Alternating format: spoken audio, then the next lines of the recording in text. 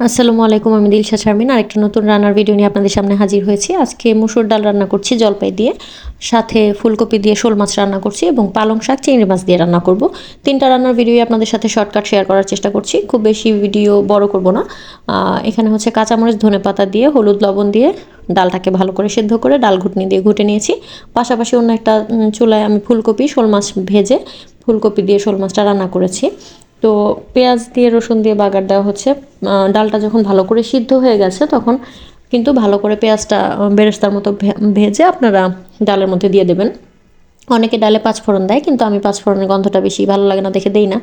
আর এখানে আমি পালং শাক চিংড়ি মাছ গুঁড়া চিংড়ি মাছ দিয়ে ভাজি করব, সেজন্য আমি শুকনা মরিচ দিয়েছি, কাঁচামরিচ দিয়েছি ফ্লেভারের জন্য, শুকনা মরিচ দিয়েছি টেস্টের জন্য, আর গুঁড়া মরিচ হলুদ এগুলো দিয়েছি স্বাদ রঙের জন্য, রঙটা যেন সুন্দর হয়। পালং শাক ভালো করে ধুয়ে ছোট ছোট করে কেটে নিয়েছি এবং ভালো করে ভাজা হয়ে গেছে।